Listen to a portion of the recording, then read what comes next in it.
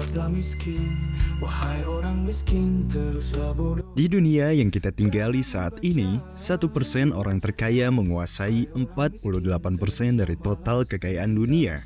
Dan 80 individu terkaya memiliki kekayaan yang setara dengan setengah populasi dunia, atau sekitar 3,5 miliar orang. Angka-angka ini menunjukkan adanya jurang pemisah yang sangat nyata antara yang kaya dan yang miskin. Banyak orang mengira bahwa individu-individu kaya ini memperoleh kekayaan mereka karena lahir dari keluarga kaya atau menang lotre. Namun, kenyataannya tidaklah begitu. Dari 80 orang terkaya tersebut, hanya 11 orang yang mendapatkan kekayaan secara warisan. Sementara 69 lainnya berhasil mengumpulkan kekayaan mereka sendiri melalui kerja keras dan ketekunan. Salah satu dari 69 orang tersebut adalah Warren Buffett, seorang investor legendaris yang memulai perjalanannya dari keluarga kelas menengah. Dengan kerja keras dan ketekunannya, Buffett berhasil menguasai ilmu dan keterampilan yang pada akhirnya membuatnya mengumpulkan kekayaan lebih dari 70 miliar dolar AS. Tak diragukan lagi, kita semua pernah melihat orang yang hidupnya berlebihan, sementara yang lain hidupnya serba kekurangan. Tapi, pernahkah Anda berpikir apa yang sebenarnya memisahkan yang kaya dari yang miskin? Jawaban yang paling umum adalah bahwa orang kaya memiliki jauh lebih banyak uang daripada orang miskin. Tapi mari kita bahas lebih dalam. Faktor apa saja di balik angka-angka ini? Coba pikirkan, seorang yang kaya dan seorang yang miskin bisa tinggal di kota yang sama, memiliki akses pada pekerjaan yang serupa, dan masing-masing hanya memiliki 24 jam dalam sehari. Namun, satu orang bisa hidup dari gaji ke gaji, sementara yang lain memiliki uang yang mungkin tidak akan habis digunakan seumur hidup. Jadi, apa yang sebenarnya membedakan seseorang yang akan mengumpulkan miliaran dalam hidupnya dengan seseorang yang akan terus mengalami kesulitan finansial?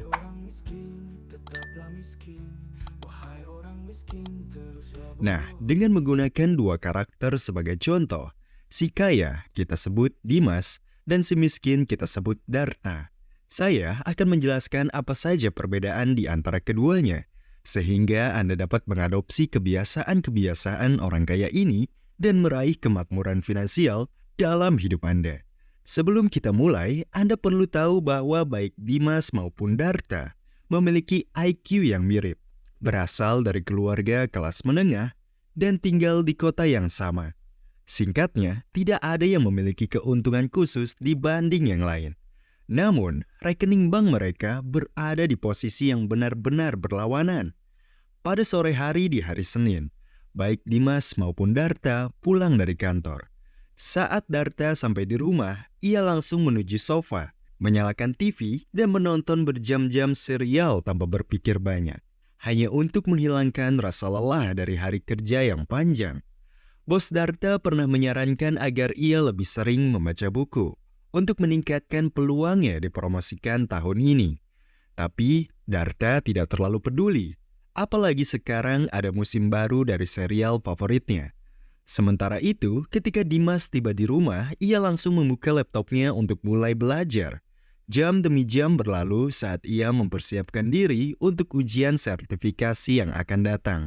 Meskipun Dimas sudah memiliki gelar master dan beberapa sertifikasi profesional, ia tetap menyisihkan beberapa jam setiap malam untuk belajar demi meraih akreditasi baru yang akan membantunya naik lebih cepat di jenjang karir.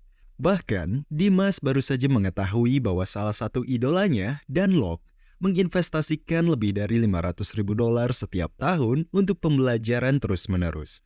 Dimas berpikir bahwa jika para jutawan berinvestasi begitu banyak waktu dan uang untuk mempelajari hal-hal baru, maka ia pun seharusnya melakukan hal yang sama. Perbedaan pertama antara orang kaya dan orang miskin adalah bahwa orang kaya tidak pernah berhenti belajar. Keesokan harinya di tempat kerja, Bos Darta mulai membagikan bonus kepada semua karyawan.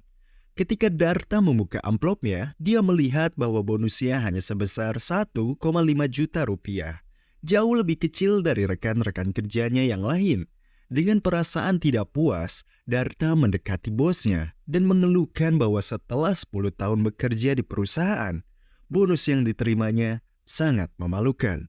Bosnya kemudian menunjukkan bahwa Darta tidak pernah rela tinggal lebih lama di kantor untuk membantu timnya, dan produktivitasnya juga menurun setiap tahun sejak ia mulai bekerja. Di sisi lain kota, Dimas sedang bekerja keras menyelesaikan proyeknya ketika bosnya datang menghampirinya. Bosnya menyerahkan sebuah amplop, dan ketika Dimas membukanya, ia menemukan cek sebesar 150 juta rupiah atas namanya. Dimas terkejut sekaligus sangat berterima kasih atas bonus yang begitu besar. Bosnya menjelaskan bahwa Dimas telah bekerja keras belakangan ini, dan proyek terakhirnya berhasil menghemat perusahaan hingga 15 miliar rupiah dalam biaya operasional.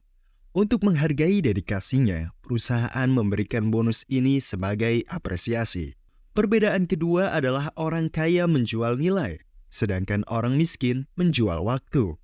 Minggu berikutnya, Darta menghitung hari menuju hari Kamis, hari di mana ia menerima gaji. Begitu menerima cek gajinya, ia langsung pergi ke bank dan mulai membayar semua tagihan-tagihannya. Ia mengirimkan uang ke pemilik rumah kontrakannya, perusahaan listrik, dan tentunya membayar cicilan bulanan untuk pajak penghasilan. Ketika akhir bulan tiba, Darta memeriksa saldo rekeningnya untuk melihat berapa banyak yang bisa ia tabung. Namun, ketika melihat angkanya, dia terkejut. Karena tidak hanya tidak ada yang berhasil ditabung, saldo rekeningnya malah lebih rendah dibandingkan bulan lalu. Darta kebingungan kemana semua uangnya pergi. Di sisi lain, ketika Dimas menerima gajinya, secara otomatis 7,5 juta rupiah langsung disisihkan ke dalam rekening tabungan yang tidak bisa ia akses dengan mudah.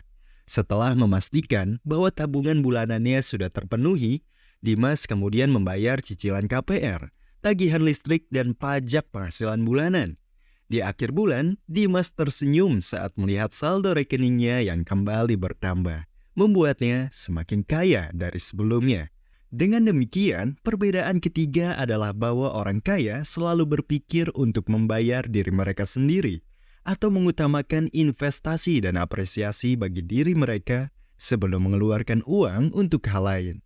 Suatu malam sepulang kerja, Darta sedang menonton TV dan melihat iklan untuk televisi definisi tinggi terbaru.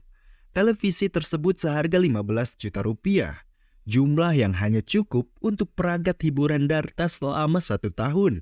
Saat mempertimbangkan pembelian ini, Darta juga sangat ingin memiliki iPhone 16 terbaru yang baru saja dirilis. Namun, dengan harga 7,5 juta rupiah, jelas dia tidak bisa membeli keduanya. Darta merasa kesal, berharap bahwa bosnya tidak pelit dan memberikan bonus yang lebih besar sehingga dia bisa membeli kedua barang tersebut. Setelah lulus ujian, Dimas ingin menghadiahi dirinya sendiri atas kerja kerasnya dan berencana membeli sistem gaming terbaru serta televisi. Sama seperti Darta, Dimas juga hanya memiliki anggaran 15 juta rupiah untuk pembelian ini, tetapi sangat menginginkan kedua barang tersebut. Alih-alih memilih di antara keduanya, Dimas bertanya pada dirinya sendiri, bagaimana dia bisa mendapatkan keduanya? Dimas menyadari bahwa dia bisa mengambil proyek konsultasi sampingan untuk menghasilkan tambahan 12 juta rupiah yang dibutuhkannya untuk membeli iPhone 16 dan menyempurnakan set gamingnya sebagai hadiah atas pencapaiannya yang besar. Sementara orang miskin lebih sering membayar semua kebutuhan dulu, baru menyisakan sisanya. Dengan demikian, perbedaan keempat adalah bahwa orang kaya memiliki pola pikir bertumbuh, di mana mereka rela menunda kepuasan untuk imbalan yang lebih besar di masa depan. Sementara orang miskin seringkali fokus pada kenikmatan instan yang menghabiskan sumber daya mereka.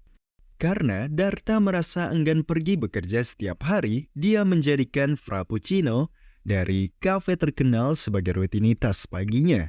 Tanpa latte manisnya, Darta merasa tak mungkin bisa bertahan bekerja beberapa jam saja.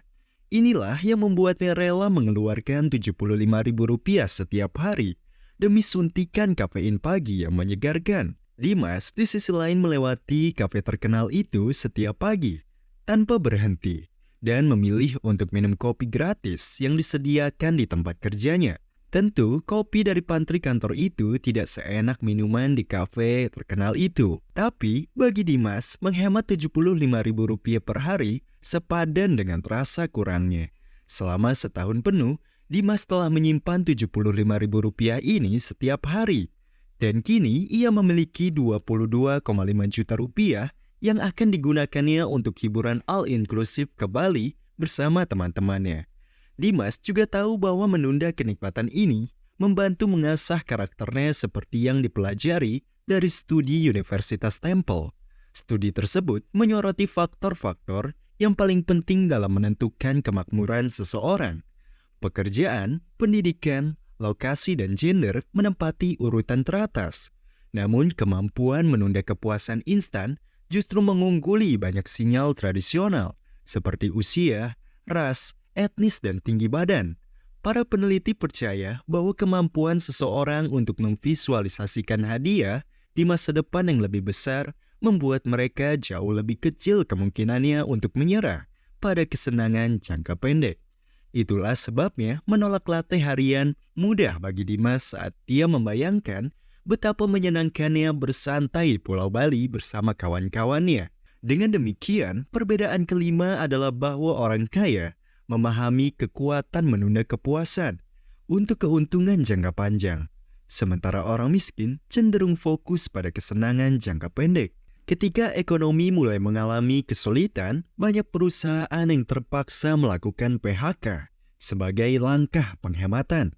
Suatu sore, Darta sedang duduk di mejanya, asik scrolling sosial media dan melakukan pekerjaan seadanya hanya agar tetap kelihatan bekerja. Tiba-tiba, dia menerima pesan dari bosnya. Pesan itu berbunyi, "Silahkan serahkan laptop dan kartu akses Anda di meja depan. Kami memberhentikan Anda." Darta langsung panik, membayangkan bagaimana dia akan membayar sewa dan tagihan sekarang setelah sumber pendapatan satu-satunya hilang. Darta selalu percaya bahwa menjadi karyawan berarti memiliki jaminan pekerjaan. Namun setelah di PHK, dia mulai meragukan anggapan tersebut yang dipegangnya selama bertahun-tahun. Sayangnya, Dimas juga mengalami nasib serupa dan di PHK oleh perusahaannya. Dalam exit interview, bos Dimas memujinya selama 1 jam, mengatakan bahwa Dimas adalah pekerja yang luar biasa dan bahwa semua karyawan lain telah diberhentikan sebelum akhirnya bos tersebut harus melepaskan Dimas juga. Dimas menerima kenyataan ini dengan lapang dada, mengucapkan terima kasih banyak kepada bosnya atas kesempatan yang telah diberikan, dan meyakinkan bahwa secara finansial ia akan baik-baik saja. Dimas sudah memahami bahwa tidak ada pekerjaan yang benar-benar aman.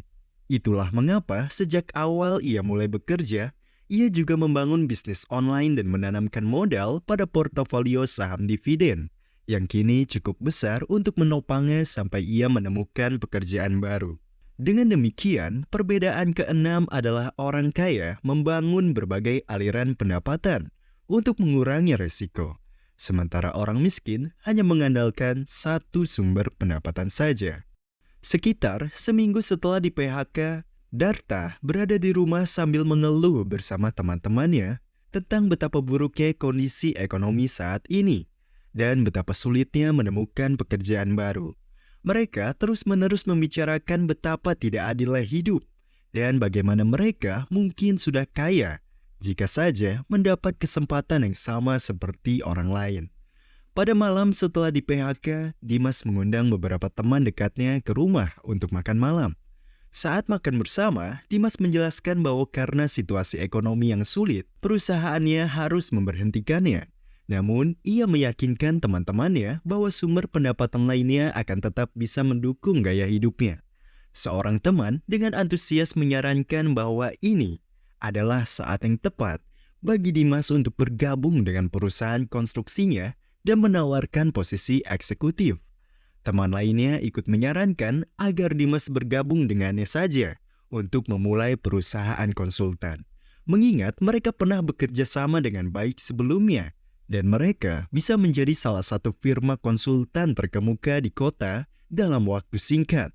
Perbedaan ketujuh adalah bahwa orang kaya mengelilingi diri mereka dengan orang-orang sukses lainnya, sementara orang miskin cenderung berkumpul dengan individu-individu yang juga memiliki kesulitan finansial. Sebagai rangkuman, perbedaan yang memisahkan orang kaya dari orang miskin adalah bahwa orang kaya tidak pernah berhenti belajar. Mereka menjual nilai, bukan waktu. Mereka membayar diri mereka sendiri terlebih dahulu, memiliki pola pikir berkembang, mampu menunda kepuasan untuk tujuan yang lebih besar, membangun berbagai aliran pendapatan, dan terakhir, mereka dikelilingi oleh orang-orang yang juga sukses dan memiliki pola pikir kaya. Terima kasih banyak sudah menonton. Tunggu. Gimana video yang barusan kamu tonton? Menarik dan inspiratif ya? Tapi jangan kemana-mana dulu, karena di samping kamu nih, sekarang ada video khusus buat kamu. Jangan lupa ditonton juga, karena nggak kalah menariknya. Terima kasih.